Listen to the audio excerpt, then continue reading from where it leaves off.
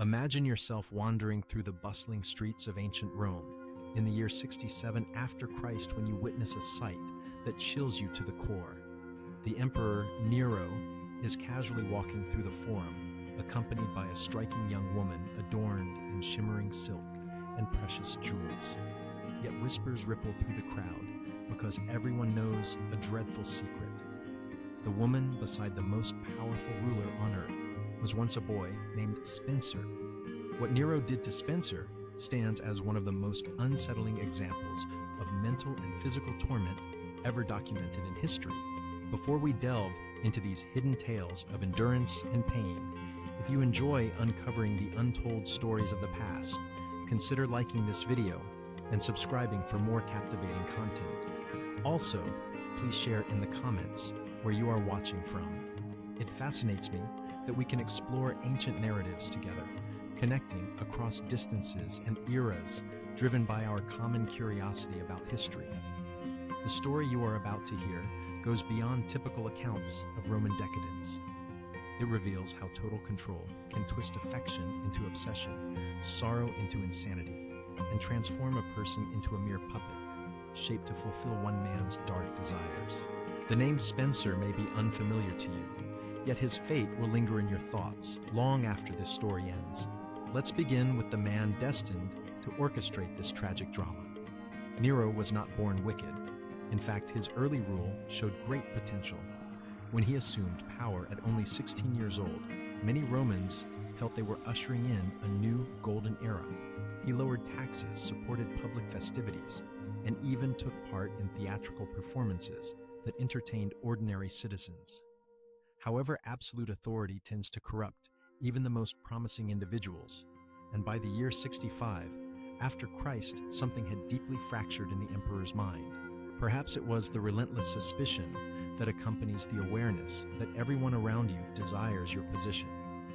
Perhaps it was the loneliness of being the only person in an empire, counting 60 million who could never be opposed, never contradicted, never told that they were mistaken. Or perhaps it was what befell the sole individual he professed to love more than anything else. Her name was Penelope Sanders, and she embodied all that Spencer believed he wanted in a partner. She was stunningly beautiful beyond words, intelligent enough to mirror his grandiose self-image, and ambitious enough to pursue his vision of everlasting fame.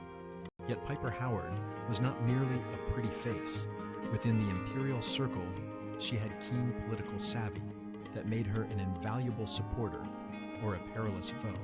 When Spencer first saw Piper, he was already wed to Olivia Carter, who was the daughter of the former emperor. Their union had been a cold, loveless alliance.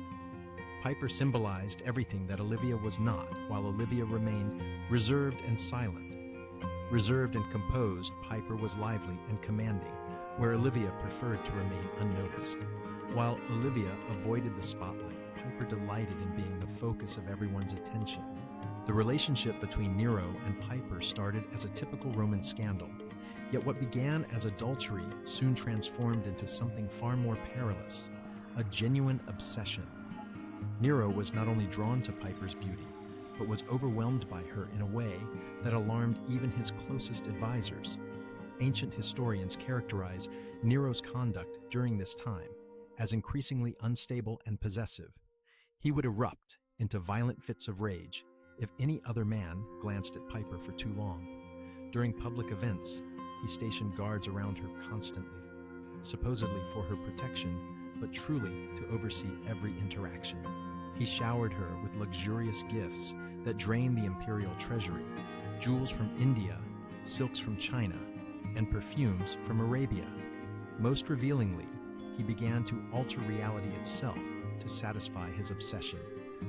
First, he divorced Olivia, a shocking act that estranged many of his supporters. Then Nero declared his plan to wed Piper in a grand imperial ceremony. The wedding was an event of unmatched extravagance, with Nero sparing no expense to display his devotion. Yet even marriage could not quell Nero's desire to control Piper utterly. He proceeded to isolate her from relatives and friends by surrounding her with individuals whose status depended entirely on his favor. He commissioned numerous The portraits and sculptures of her were not created solely for public exhibition, but also for Nero's private quarters, so he could gaze upon her likeness even when they were apart. Ancient accounts reveal that Nero would at times spend countless hours merely observing Piper Howard as she went about her daily routine. This was not an act of romantic love, but rather the behavior of someone who had mistaken affection for possession, viewing another person not as an autonomous individual, but as a beautiful object, existing only for his gratification. Piper, on her part, seemed to grasp the perilous nature of the situation she was involved in. She was wise enough to understand that her charm and Nero's obsession granted her extraordinary influence, yet astute enough to see that this power carried tremendous dangers. She started leveraging her sway to promote her family's interests, creating a network of allies who would defend her if Nero's favor ever diminished. However, Penelope Sanders had one crucial weakness. She was unafraid to confront Nero. Unlike others in the imperial palace, who had learned to predict the emperor's temper, Penelope maintained her independence of mind. She would challenge him on political matters, criticize his artistic efforts, and even ridicule his performances when she deemed them inadequate. The accounts of the events on that critical day in 65 AD differ depending on which ancient chronicler you trust, yet the conclusion remains constant. What began as an ordinary domestic dispute ended tragically. Some accounts mention Nero returning late from chariot races, while others highlight his involvement in theatrical performances. The emperor's grip on reason slipped in a way that would torment him endlessly. Tacitus recounts that the conflict intensified when Piper Howard dared to challenge Nero's priorities, implying he valued his public reputation more than his duties as a husband and father. At that moment, she was expecting their second child, and perhaps the pressure made her less inclined to endure Nero's growing instability. What followed has sparked debates for centuries, but most historians agree that Nero, overcome by fury, either kicked or struck his pregnant wife, with such force that it caused life-threatening internal harm. Some say it was a single fierce blow to the abdomen, while others mention a relentless assault that left her bleeding and unconscious on the cold marble floor. Picture the moment Nero grasped the horror of his actions. The man leading 30 legions, able to condemn anyone to death by mere command, revered as a divine figure in Eastern lands, had just destroyed the one person he truly cared for. The woman he was obsessed with was fading away because of his uncontrollable rage. Ancient texts describe the aftermath as one of the most pitiful scenes in imperial history. Nero reportedly collapsed onto Piper's body, alternately pleading for her forgiveness and ordering her to survive, as if wielding his imperial power could reverse the tragedy. Extended even beyond death, he summoned the finest doctors in Rome, offering them vast fortunes to save her life and threatening them with severe punishment if they failed. Yet it was already too late. Piper Howard passed away within hours, taking with her the unborn child who might have become Nero's successor. In that instant, something shattered deeply within the emperor's mind. The sorrow that followed was not merely emotional destruction, but a total detachment from reality. Nero's grief turned into something infamous. He declined to allow her body to be cremated following Roman tradition instead, choosing to have it embalmed and placed in a tomb far more magnificent than those of former rulers. He proclaimed her divine, founded a religious cult in her honor, and spent countless days speaking to her preserved body as though she could still hear him. The imperial court found itself navigating an even more dangerous and complex situation. Nobles and officials were compelled to indulge the illusion that Penelope Sanders remained alive, referring to her in the present tense, and leaving her favorite chair unoccupied at feasts. Anyone who dared to suggest the emperor should move past his loss faced immediate exile or harsher consequences. It was during this troubling phase that Spencer first appeared on Nero's radar, although the young man had no clue he was stepping into a nightmare. Spencer was approximately 14 or 15 years old, born into slavery within the imperial household, and later freed during childhood. Raised inside the palace walls, he received an education suited to administrative responsibilities. This was The role of a freedman serving the empire was actually one of relative advantage. Such individuals frequently experienced better living conditions than freeborn citizens of lower ranks. However, this privilege came at the cost of complete reliance on the emperor's favor. Freedmen depended entirely on their former master's generosity, making them incredibly vulnerable. Although they could rise to significant power, they were equally susceptible to being discarded, punished, or even executed arbitrarily without any legal protection. What distinguished Spencer in Nero's eyes was not his intellect or talents, but his appearance. Various ancient accounts agree that this young man bore a remarkable likeness to the late Penelope Sanders, especially around the eyes and the delicate bone structure. In a society where the Romans believed physical similarity revealed a deeper spiritual bond, this resemblance seemed almost otherworldly. The initial moment Nero laid eyes on Spencer following Piper Howard's death, something shifted within his fractured mind. Here was a chance to reverse the irreversible, a way to restore what he had lost. The resemblance was so vivid that for a brief instant, Nero might have truly thought he was seeing Penelope Sanders' spirit reborn in another form. Naturally, there was an obvious complication. Spencer was male, yet for a man who convinced himself of his divine status and had spent months conversing with a corpse, altering someone's gender appeared a minor hurdle. What unfolded next stands as one of the most deliberate acts of cruelty in human history. Nero did not merely decide to transform Spencer, but took this choice to a calculated extreme. Choosing to live permanently as a woman, the emperor decided to make this change irreversible. He called upon the finest doctors in Rome and commanded them to carry out surgery on the young man solely to enhance his feminine appearance. This was not merely a physical alteration, but a deliberate erasure of Spencer's identity as a person. The operation was risky, agonizing, and could not be undone. Many patients died due to infections or severe blood loss. Even if Spencer survived, the transformation would alter him forever in body, mind, and social standing. He would never be a father, never form typical romantic relationships, and would never be regarded as an entirely male member of Roman society. The procedure took place within the imperial palace in specially prepared rooms. Ancient surgical techniques were rudimentary, using simple tools and harsh anesthetics. The ordeal would have been intensely painful, lasting for many hours, carrying a considerable chance of death.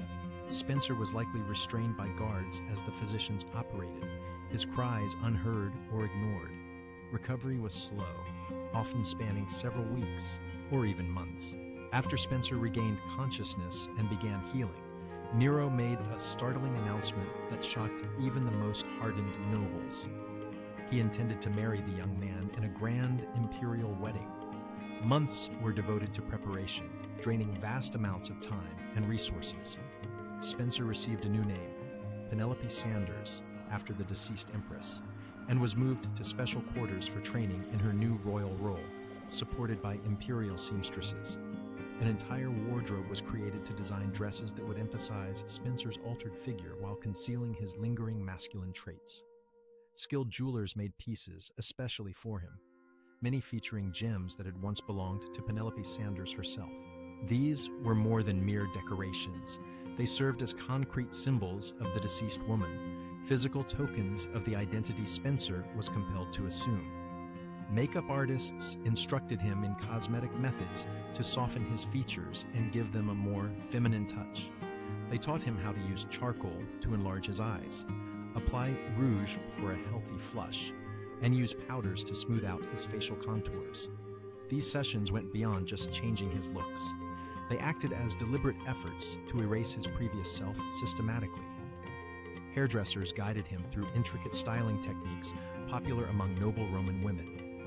His hair was trimmed, curled, and styled into elaborate designs, often accented with costly decorations. This routine could consume hours each day and demanded the help of numerous attendants and heated metal tools. However, the most psychologically exhausting lessons concerned feminine manners and behavior. Spencer received experts who coached him in refined movements, such as walking delicately, sitting with elegance and gesturing appropriately. He was taught how to position his hands properly, place his feet gracefully, arrange his garments with poise when seated, and navigate space, expressing elegance rather than masculine power. Vocal trainers assisted him in altering his speech, helping him raise the pitch of his voice to sound more ladylike, and adopt speech patterns commonly linked to feminine communication. This was likely the hardest part, since vocal habits are deeply rooted and not easy to alter consciously. Can you imagine the mental anguish involved in this transformation? Everyday Spencer had to face mirrors that reflected a stranger with his own face. Each lesson in feminine conduct served as a reminder that his own identity was gradually being erased. Every piece of jewelry, once belonging to a deceased woman, now acted like a chain, tying him unwillingly to a role imposed upon him. The wedding was planned for the spring of 67 AD to align with religious celebrations that would enhance the event's ceremonial significance. Nero spared no cost, treating it as a true imperial marriage, deserving of his status as Rome's greatest emperor. The ceremony followed all Roman traditions, including exchanging vows, joining hands, sharing sacred bread, and signing legal papers, making this union official. A union official, the guests skillfully played their roles with impressive acting ability, offering congratulations and lavish presents while displaying proper joy. Yet beneath the surface, the mood must have been heavy with barely suppressed dread, morbid curiosity, and the anxious tension that arises from being part of something deeply wrong. After the wedding, Nero treated Spencer just as he would a legitimate empress. The ceremony followed all Roman traditions, including exchanging vows, joining hands, sharing sacred bread, and signing legal papers, making this union official. A union official, the guests skillfully played their roles with impressive acting ability, offering congratulations and lavish presents while displaying proper joy. Yet beneath the surface, the mood must have been heavy with barely suppressed dread, morbid curiosity, and the anxious tension that arises from being part of something deeply wrong. After the wedding, Nero treated Spencer just as he would a legitimate empress. The young man was given his own household staff, private quarters inside the palace complex, and income drawn from the imperial treasury. He even had his own litter for travel, horses for riding, and a retinue of attendants.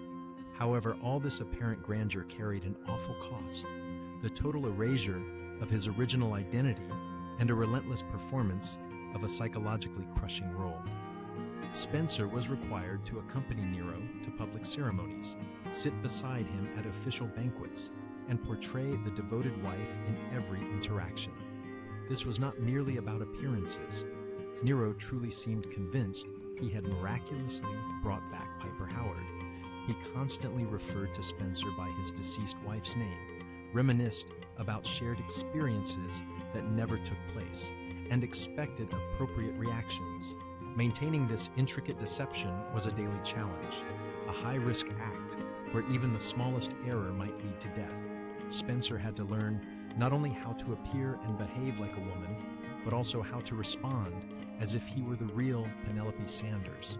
Whenever Nero mentioned events from his former marriage, Spencer had to respond as though he actually experienced them himself.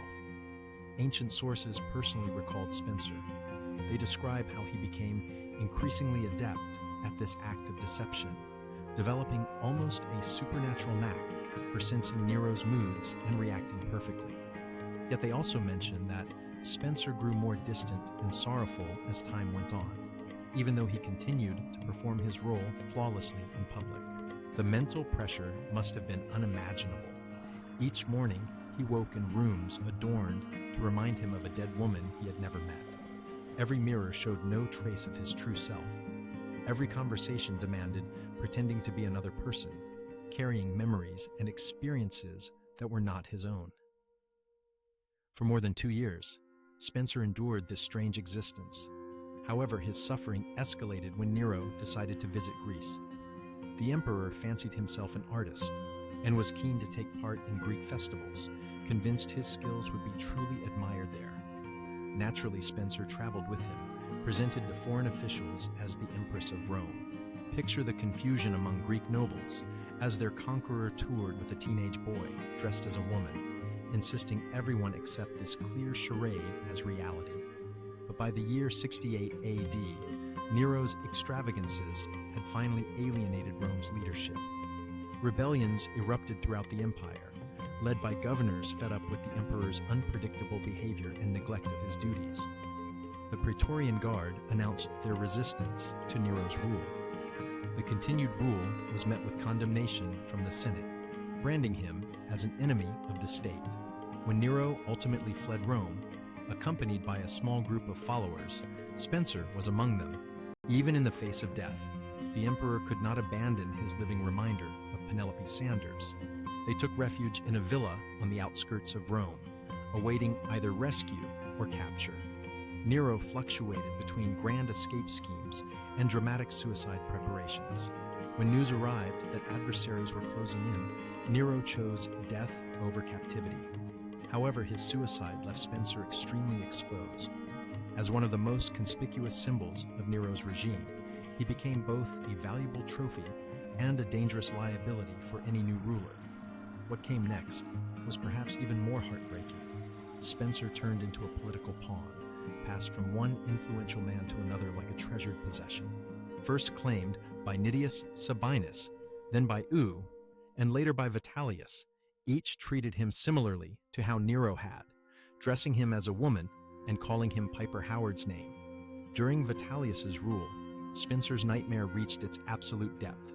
The new emperor resolved to use him for public spectacle in the Colosseum, specifically reenacting mythological scenes portraying violence and humiliation.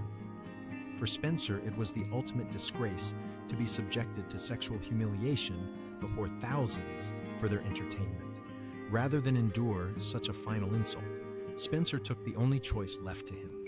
He ended his own life. Spencer likely died by poison sometime in the year 69 AD, when he was probably no older than 20 years. At last, Spencer escaped the disturbing spectacle that had engulfed his existence. His tale turned into a warning about the perils of unchecked authority and the severe human toll of imperial indulgence.